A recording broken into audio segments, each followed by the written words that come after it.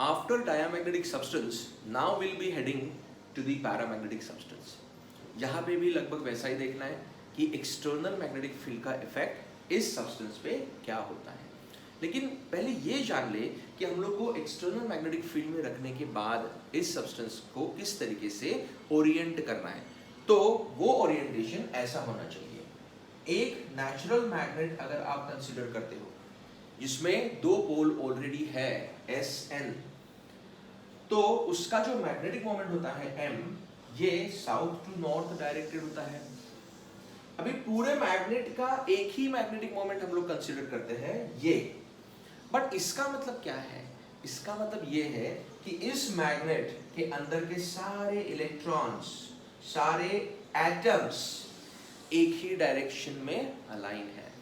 Every atom of this bar magnet has its magnetic moment in the same direction, और तभी ऐसा structure बन पाएगा। रादर अगर आपको पैरामैग्नेटिक सब्सटेंस को ऐसा कन्वर्ट करना है तो इसका मतलब है कि इस पैरामैग्नेटिक सब्सटेंस को हर एक एटम इस तरीके से होना चाहिए। मतलब जैसे बार मैग्नेट के अंदर का हर एक एटम का मैग्नेटिक मोमेंट एक ही डायरेक्शन में होता है, वैसे ही पैरामैग्नेटिक सब्सटेंस जिसको मैग्नेट में कन्वर्ट करना है उसके अंदर के हर एक एटम का मैग्नेटिक मोमेंट भी एक ही डायरेक्शन में होना चाहिए। तभी आप बोल सकते हो कि वो पैरामैग्नेटिक सब्सटेंस मैग्नेट बन चुका है, मैग्नेटाइज हो चुका है कंप्लीटली। लेकिन ये देखने से पहले हम लोग को पहले देखना है कि अगर ये एक्सटर्नल मैग्नेटिक फील्ड अप्लाइड है ही नहीं तो इस पैरामैग्नेटिक सब्सटेंस का हर एक एटम कैसे बिहेव करता है। अभी पैरामैग्नेटिक सब्सटेंस मतलब aluminium, magnesium, lithium, water, oxygen, salts like MnSO4, ये सारे पैरामैग्नेटिक के एग्जांपल्स हैं। अभी एल्यूमिनियम जैसा कोई पैरामैग्नेटिक सब्सटेंस हम लोग जब भी कंसिडर करते हैं तो उसके अंदर का हर एक atom, mind you, I'm talking about every atom, the smallest part of that substance, that atom, how does it behave? That is the first point. And for every atom to behave like a magnet, what is the condition, students? It should have magnetic moment.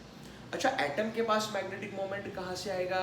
हम लोगों ने origin of magnetism में discuss किया है। Atom के अंदर क्या होते हैं? इलेक्ट्रॉन्स। तो अगर एटम को मैग्नेटिक मोमेंट होना चाहिए एक डायरेक्शन में, तो उसके अंदर के सारे इलेक्ट्रॉन्स एक डायरेक्शन में अलाइन होने चाहिए। And that's what the case of paramagnetic atom is.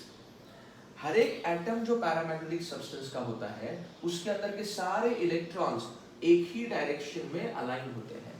मतलब हर एक इलेक्ट्रॉन का मैग्नेटिक मोमेंट एक ही डायरेक्शन में होता है। इसकी वजह से ये जो एटम है इसका मैग्नेटिक मोमेंट भी एक ही डायरेक्शन में रहेगा। मतलब उस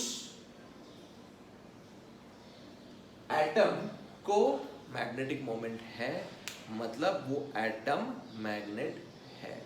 लेकिन ये तो हो गया बात एक एटम का। ऐसे बहुत सारे एटम्स होते हैं। ये देखिए, ये सिचुएशन क्या है?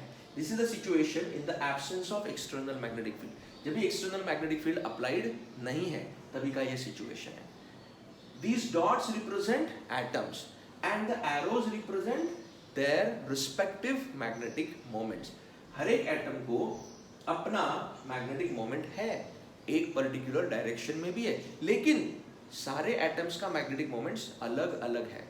ये मैग्नेट इस डायरेक्शन में है, ये टाइनी मैग्नेट इस डायरेक्शन में, ये एटम इस डायरेक्शन में है।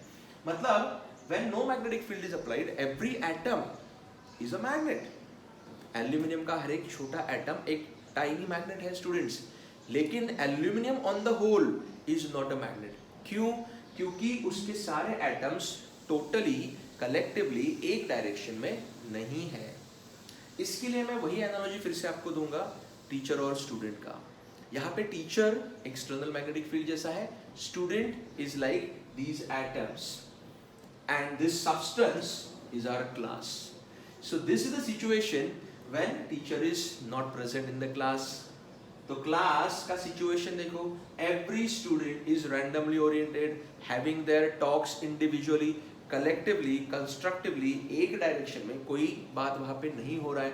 So when no magnetic field is applied, no teacher is present in the class, all the atomic magnets are randomly oriented, and hence in the absence of external magnetic field, the class is not gaining any particular knowledge as such. Here, in the absence of external magnetic field, the substance remains unmagnetized, and that is our second point from figure A. In the absence of external magnetic field, all the atomic magnets are randomly oriented due to thermal vibrations. हाँ, यहाँ पे उसका reason है thermal vibration, मतलब surrounding का जो heat है वो इन सारे एटम्स को इतना एनर्जी देता है कि वो रैंडमली ओरिएंट हो सके. So thermal vibrations are responsible for random orientation. Hence net magnetic moment of the substance is zero. इस सब्सटेंस को ऑन द होल कोई मैग्नेटिक मोमेंट नहीं है. This is unlike this. Atom का अगर आप बात करो, अभी आप अगर इस एटम को देखते हो, ये एटम का ये जो मैग्नेटिक मोमेंट है, इसी एटम को मैंने थोड़ा इनर स्ट्रक्चर दिखाया है. तो इस एटम का मैग्नेटिक मोमेंट जो इस डायरेक्शन में है, इसका मतलब इस एटम के अंदर देखो, यहाँ पे थोड़ा जूम किया, इस एटम के अंदर के सारे इलेक्ट्रॉन्स एक ही डायरेक्शन में है. लेकिन सब्सटेंस को ऐसा नहीं है. सब्सटेंस को कोई रिजल्टेंट मैग्नेटिक मोमेंट नहीं है, जैसे कि इस एटम को यहाँ पे है. ये कभी एक्सटर्नल मैग्नेटिक फील्ड एब्सेंट है तभी. अगर वीक मैग्नेटिक फील्ड हम लोग अप्लाई करते हैं तो सारे एटॉमिक मैग्नेट्स एक डायरेक्शन में अलाइन नहीं कर पाते हैं, क्योंकि फील्ड वीक है. तो कुछ ही एटॉमिक मैग्नेट्स अपना मैग्नेटिक मोमेंट्स फील्ड के डायरेक्शन में अलाइन करते हैं. देखो फील्ड का डायरेक्शन ये है, तो ये मैग्नेट एटॉमिक मैग्नेट अलाइन हो गया, ये एटॉमिक मैग्नेट अलाइन हो गया. लेकिन बाकी सारे अभी भी रैंडम है. ये भी सिचुएशन टीचर स्टूडेंट जैसा ही है. अगर ऐसे कोई टीचर है जो ज़्यादा स्ट्रॉन्ग नहीं है, ज़्यादा स्ट्रिक्ट नहीं है, तो वो अपने क्लास में कंट्रोल नहीं कर पाते हैं, तो कुछ ही स्टूडेंट्स उनकी तरफ ध्यान देते हैं, बाकी सारे स्टूडेंट्स रैंडम ओरिएंटेड रहते हैं. सो इसीलिए टीचर का स्ट्रॉन्ग होना बहुत ज़रूरी है. So weak magnetic field can align only some of the atomic magnets parallel to the field. इसीलिए सब्सटेंस को मैग्नेटिक मोमेंट आता है, लेकिन छोटा सा, small magnetic moment in the direction of the field along the field. तो ये क्या है? In the presence of external magnetic field which is weak. पहले देखा कोई फील्ड अप्लाई नहीं किया तो इट रिमेन्स अनमैग्नेटाइज्ड, कोई मैग्नेटिक इफेक्ट नहीं मिला. वीक मैग्नेटिक फील्ड अप्लाई किया, मैग्नेटिक इफेक्ट मिला, मैग्नेटिक मोमेंट आया, लेकिन छोटा सा आया. अभी स्ट्रॉन्ग मैग्नेटिक फील्ड में क्या होगा? Strong magnetic field, a strict teacher who is very much focused with the welfare of the students, तो वो सभी स्टूडेंट्स को इंस्पायर करेगा, उसकी तरफ ध्यान देने के लिए अपील करेगा time and again that they should pay attention. वैसे यहाँ पे ये जो स्ट्रॉन्ग मैग्नेटिक फील्ड है, ये सारे एटॉमिक मैग्नेट्स को अपने डायरेक्शन में अलाइन करता है, सारे एटॉमिक मैग्नेट्स को. तो अभी यहाँ पे जो लिखना है वो आपने लिखना है. जो अंडरलाइन किया हुआ पार्ट है, ये तीन वर्ड चेंज करके बाकी सब सेम ही रहेगा. कैसे? In presence of strong magnetic field, some of the atomic magnets, no, all the atomic magnets align parallel to the field. Hence substance has large magnetic moment along the field, and that large magnetic moment कौन सा है, कितना है? तो वो maximum है. Maximum मतलब उससे वो सैचुरेशन हो गया, उसके बाद वो और ज्यादा अक्वायर नहीं कर सकता. तो फोर्थ पॉइंट इसका उल्टा आपने खुद लिखना है. इन तीन वर्ड्स को चेंज करो, ये पॉइंट हो गया. So presence of strong magnetic field, it is now completely magnetized. But there is one concern here students, कि अगर ऐसा मैग्नेटिक फील्ड आपने रिमूव कर दिया तो ये पैरामैग्नेटिक सब्सटेंस ने जितना मैग्नेटिज्म अक्वायर किया हुआ है, ये पूरा का पूरा लूज कर देता है. मतलब on the removal of this field, this substance return to the original position. मतलब फिर से एटॉमिक मैग्नेट्स ऐसे हो जाते हैं. टीचर चला गया क्लास में से, रैंडम ओरिएंटेशन बिगिन, उसके जैसा. सो स्ट्रॉन्ग मैग्नेटिक फील्ड भी है, तो भी उसको हटाने के बाद भी the atomic magnets get randomly oriented, that is on the removal of the field.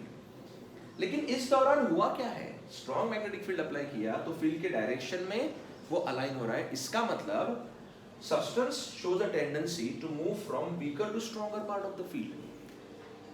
Substance will always be attracted weakly towards the stronger part of the field, because substance is ready to get aligned to the field, and hence it is moving from weaker to stronger part of the field.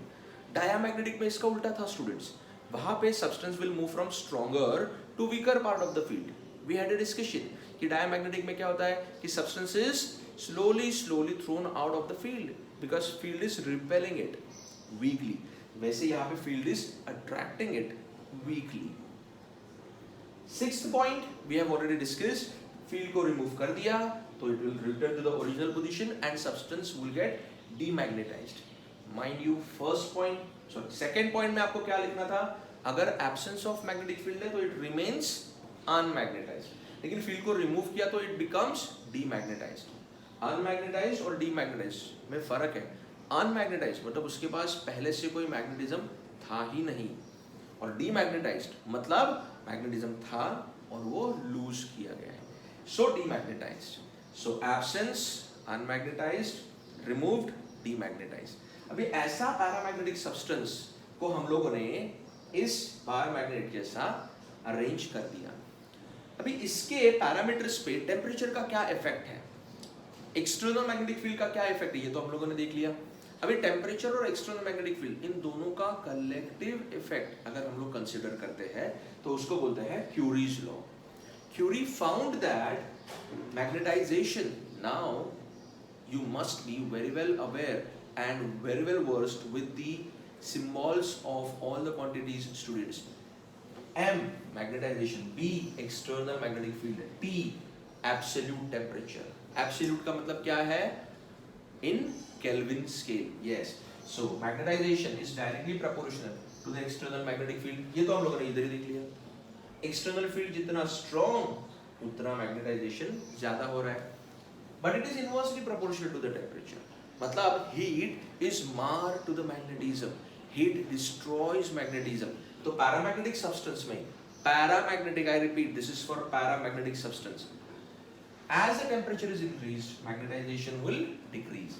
If you remove this sign, you add a constant C, which is Curie's constant. So M is equal to C into mu naught H. अच्छा B का formula हम लोगों ने already देखा है. It is mu naught into H. C और mu naught दोनों constant हैं, उसको एक साथ ले लिया. T as it is, H को लेफ्ट साइड में ले लिया. So M upon H, magnetization to the magnetic intensity. इस रेशियो को हम लोग क्या नाम देते हैं, susceptibility. So susceptibility is inversely proportional to the absolute temperature इसमें, because C and U are constant. So this is one important result which we have drawn from Curie's law. तो इसका क्या मतलब हुआ, अगर हम लोग इस B को बढ़ाते हैं और इस T को कम करते हैं तो ससेप्टिबिलिटी बढ़ेगा. आई रिपीट, अगर हम लोग B को इंक्रीज करेंगे और T को डिक्रीज करेंगे तो ससेप्टिबिलिटी बढ़ेगा, मतलब एबिलिटी टू कैरी मैग्नेटिज्म बढ़ेगा. इसका मतलब क्या है, more atomic magnets will align parallel to the field. हम लोग को अल्टीमेटली वही चाहिए. मैग्नेटिक फील्ड का इफेक्ट है क्या, इनर लेवल पे उसके सारे एटॉमिक मैग्नेट्स धीरे धीरे फील्ड को अलाइन होने चाहिए. और वही होगा अगर आप फील्ड एक्सटर्नल फील्ड बढ़ाते हो और टेम्परेचर कम करते हो तो more and more atomic magnets will align parallel to the field. इससे फर्क क्या पड़ेगा, उसके अंदर ज्यादा मैग्नेटाइजेशन डेवलप होगा, increased magnetization. So this is the effect of Curie's law, one effect of Curie's law. इसका उल्टा भी हो सकता है, अगर आपने बी कम किया टेम्परेचर बढ़ाया तो ये टोटल ससेप्टिबिलिटी आपका कम हो जाएगा, मतलब उसका एबिलिटी टू कैरी मैग्नेटिज्म कम हो जाएगा, मैग्नेटाइजेशन उतना डेवलप नहीं होगा जितना एक्सपेक्टेड है. Thus we have seen the discussion of entire paramagnetism for different cases: absence of field, presence of weak field, presence of strong field, removal of field, and effect of temperature as well. So this is everything, every bit of paramagnetism covered along with the examples. अभी ferromagnetism में on the same grounds you will be able to explain students. Ferromagnetism इसी का एक more pronounced, stronger version है. क्यों, वो हम लोग फेरोमैग्नेटिज्म के टाइम पे देखेंगे.